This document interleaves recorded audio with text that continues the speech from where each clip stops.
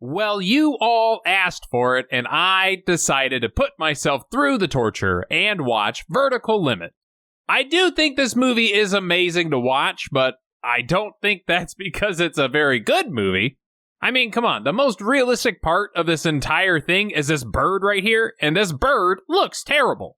So, let's get to it, because the opening scene alone, I have so much to complain about already, as I always do, because this is Redeye Reviews.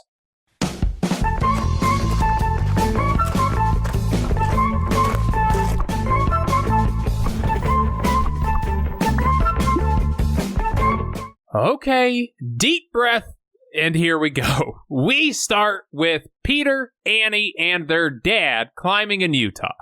The group decides to climb with an ungodly amount of gear. She puts 3 cams into a single crack in the wall. And real quick, so a cam is this like folding hook thing, right? You squeeze it, you shove it in there, you release, and it grips the rock. She starts to belay her brother up the wall.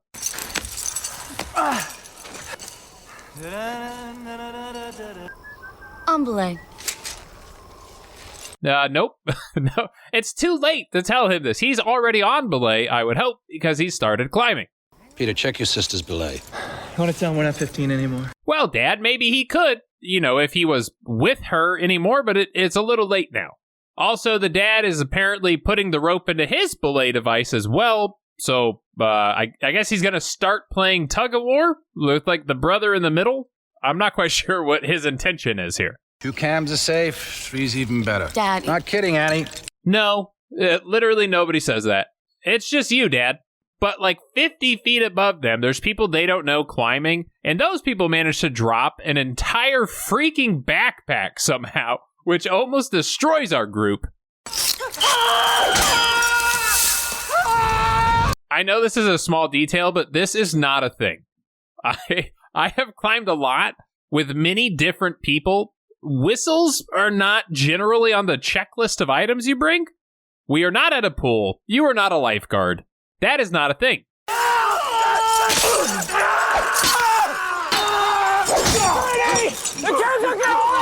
I know all I've done is rant so far, but it just has so much more to it. Like, firstly, how short of a rope are these people climbing with? Ropes are generally 60 meters long. What are you guys doing? Like, you're stopping every 10 feet? Secondly, not only does their protection appear to literally explode, but the double bolted anchors explode as well. And just to put that into perspective, these bolts are rated at literally over 5,000 pounds of pressure each. Like, they could hold a car. I'm going out on a limb and saying these people weigh less than that. Also, the fall has apparently made everybody's rope shorter because where did the rope go? Anyways, the dad somehow gets these 2 jokers off of him, they fall to their death, and even though the remaining piece of protective gear was just holding 5 people, the dad sucks at math and somehow he thinks it now can't hold 3 people. I can get You understand what I'm saying? You have to cut me loose. Oh, I won't do it! Just cut the rope! I can't! Cut the rope! So yeah, he kills his dad, basically. And we just assumed the 2 of them figured out how to get off the wall after this event. Okay, folks, we made it out of the opening 6 minutes of this movie. Congratulations!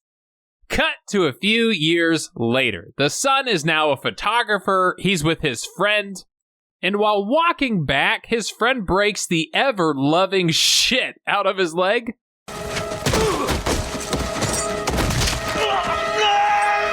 For literally no reason. None at all. We never learn his name. We never see him again.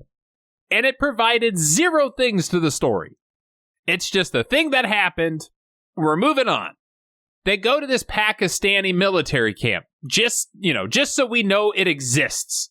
I've been here 6 years, lost over 800 men, not one of them to the enemy. Sir, if you've lost 800 people to the elements, maybe you don't know what you're doing. 6 years? You still haven't figured it out? But we cut from this to the base camp at K2, which is the 2nd largest mountain in the world. Peter learns his sister is leading some billionaire client up the mountain. So he stops in.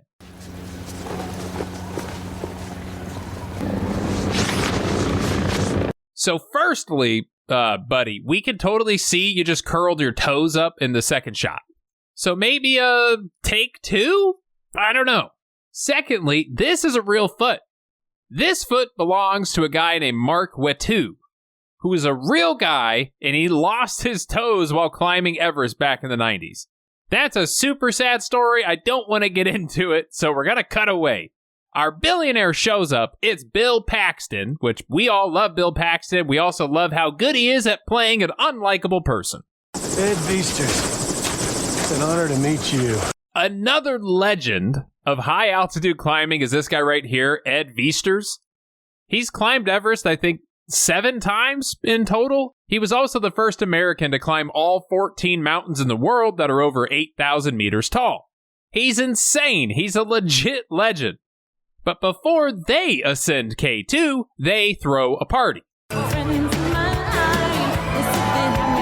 That's true, and you gotta watch him because he's like a dog. Great!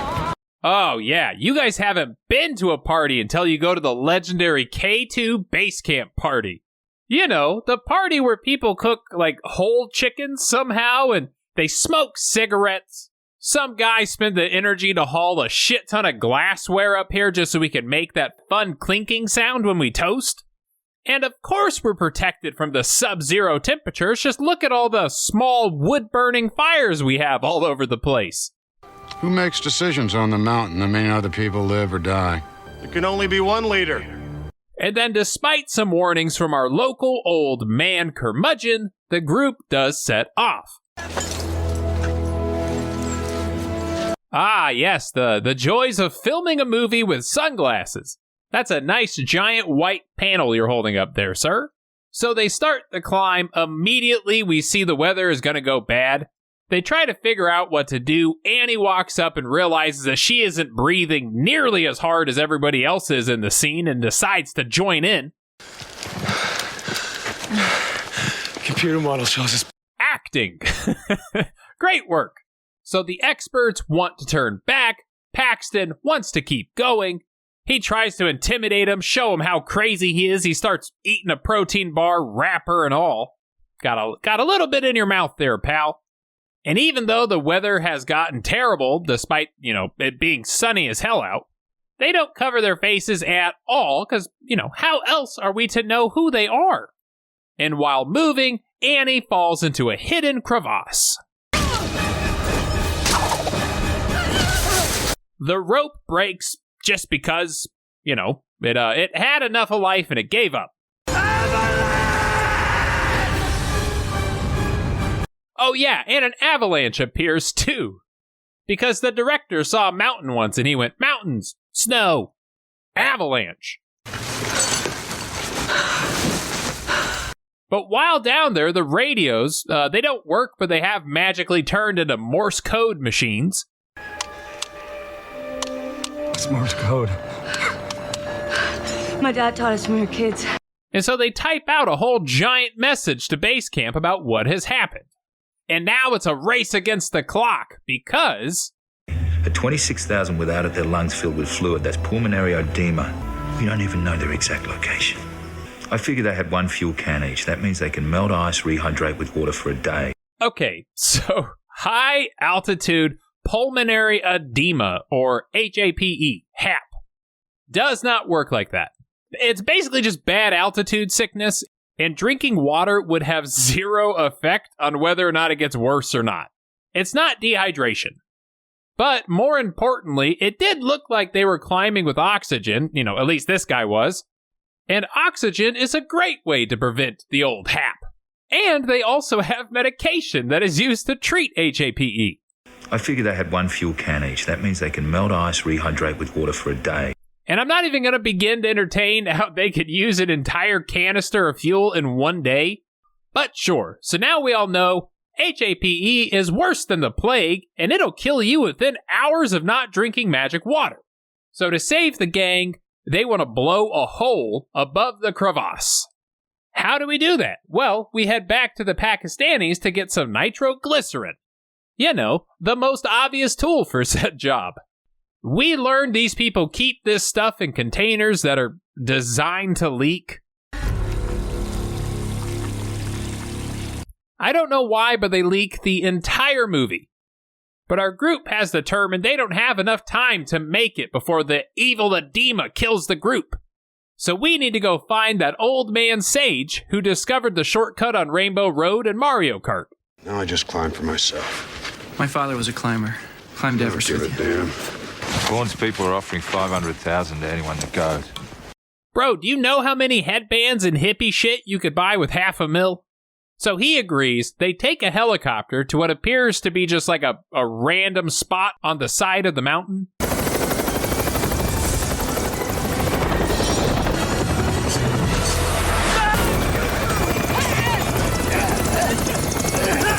You know, I'm really starting to think nobody knows what they're doing.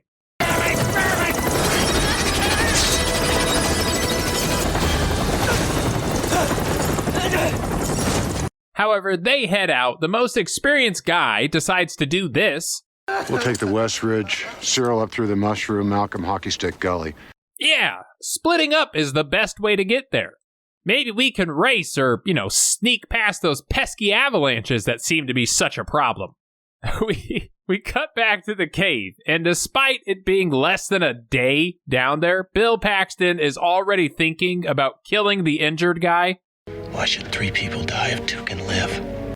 Jesus, Bill, you've clearly never waited in line for a new iPhone. You probably would have eaten somebody. They do see another bag down there. I guess one of the dead people dropped it. Bill belays Annie on one of those super short 10-foot ropes that we used in the first scene. Meanwhile, cut to this moron who put his bag down on a slope and then falls down with it. You know, it is funny how axes in movies only seem to work right on the edges of cliffs.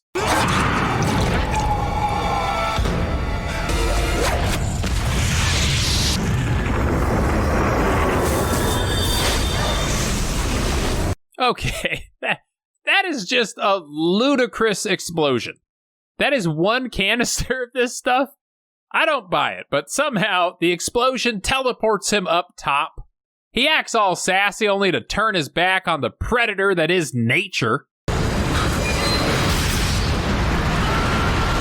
Forget cholesterol, people. Avalanches appear to be the real silent killer. The lady does somehow manage to place a cam, mid-jump, and uses it to swing herself over to the rope. I'm just gonna breeze past that real quick. Back in the military base, the nitro hits the sun and the entire shed explodes. I'm not gonna show it to you yet because I got a thing I'm doing with it and Redeye reacts. But all we need to know is that apparently nitroglycerin can just explode when it hits the light. So they radio the group. They immediately start burying their packs in the snow. And by the way, the weather is fine again. They bury their packs.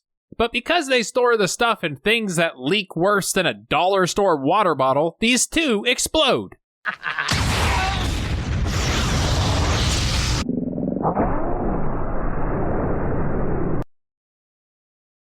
Meanwhile, Paxton is slipping further into insanity. He's injecting the edema medicine into his wrist, which we're not even going to begin to talk about that. Cut over to Mountain Sage. He has found his dead wife. Yep, his dead wife is... she's up on the mountain, I guess. He tells us Bill Paxton tried to summit K2 4 years ago. What happened? She take shelter with Vaughn? Wouldn't have happened if she'd had Dex with her. We're wasting time. What do? Use it for himself? Is that what you think? Said the Dex got swept away. That was a lie. She always carried it on her. And he got the entire crew killed while doing it. So basically, he's like the world's most expensive serial killer. But obviously, Old Man Mountain wants to kill him because of it. Cut back to Bill, who decided the injured man has lived long enough. 12 hours down here, it's over for this guy.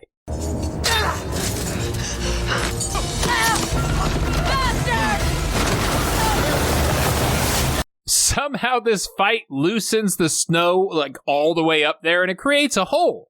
Exciting stuff there. We cut back to Peter. We got that scene from Cliffhanger, only it actually happens this time.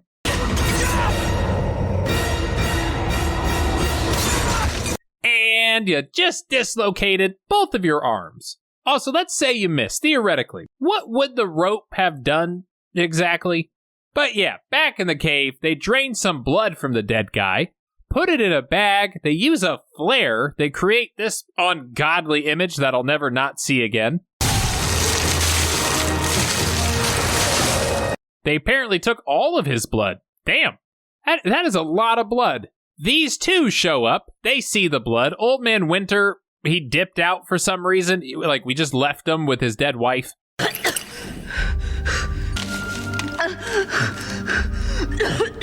Dude, you could have written anything on that note. Hell, you could have shouted down to them. You were right there, but no. Bang it is. And who knows how much nitro we need. This stuff is like the roll of a die. I bet whatever amount we use, it definitely won't just collapse on top of the people we're trying to save.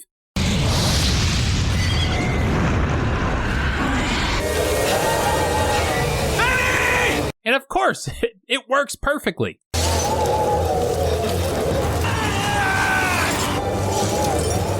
Oh, I take it back. You're clearly an expert. This is called the old pull with all your might rescue technique.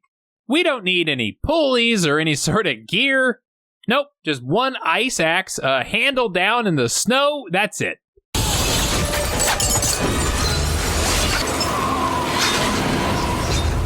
I hate to point out realism again, but if you really wanted to do this, I don't know, maybe use those ice screws that are literally hanging from your harness right there. So the old man shows up, and much like our other father figure in this movie, 2 cams are safe, 3's even better. Yep, two ice axes ought to do the trick. That's where we went wrong.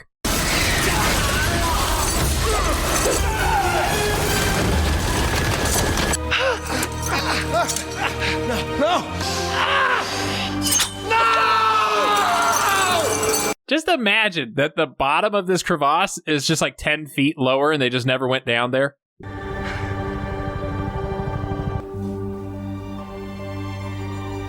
Nope, I guess screw us, people. Don't show us how the 3 people hanging from the rope managed to get out of the hole, or how you managed to drag your basically dead sister back down the mountain safely. How'd you get her across that gap? Did you throw her? That was a hell of a thing you did up there. He'd be proud of you. Oh yeah, no, he'd be super proud. He would have loved to learn that his daughter went up on a suicide trip where everybody but her died, only to get rescued by her brother, who started out with 6 people and only 2 of them came back. But yeah, super proud. All right, let's do this. Let's head on over to Redeye Reacts.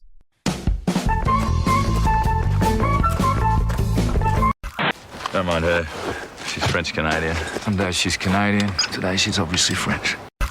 Lift up her skirt and pull her panties down for us. Is this how you got up Everest twice? No, Bill. I assumed he probably did it with oxygen and face coverings. My dad taught us when we were kids. Smart man, your father. Yeah, your dad would have never let this happen. He would have put 3 pieces of protection into that rock. There's 3 of them. Hooray! Those people that we all let go up the mountain only had half of them die.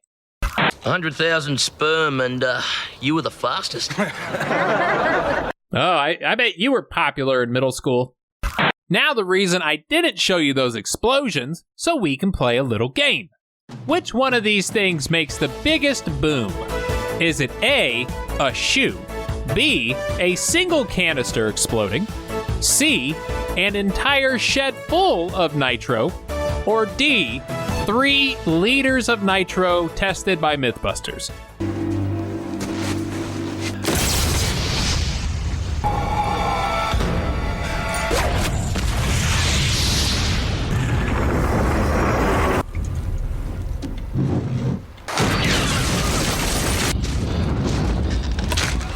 Three full liters of nitroglycerin and 1 well-placed sledgehammer.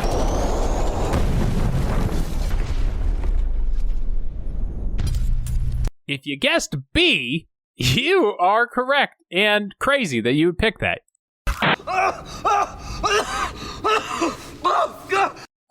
You try doing that 1 chip challenge? Yeah, shit sucks.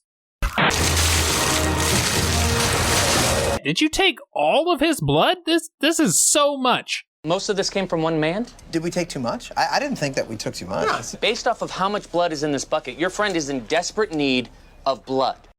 That is it. Oh my God, it feels like a giant weight has lifted. If you liked what you saw, please consider subscribing to the channel, like the video itself, leave some comments. In a future video, if I think about doing a redo of this, just reach through the computer and slap the shit out of me. I don't want to watch it again. I might. If you want the power to vote on future movie reviews, you can head to my Patreon page and sign up to do so there. As always, a huge shout out to you guys. I know you didn't vote specifically for this movie, but there was a lot of chatter around it, and I'm a glutton for punishment. What can I say? But again, all of you guys rock. Link down below. Discord community link down below. Merch store link down below. I will see you all next time, and until then, stay happy and stay healthy. We are not at a pool. You are not a lifeguard. That is not a thing.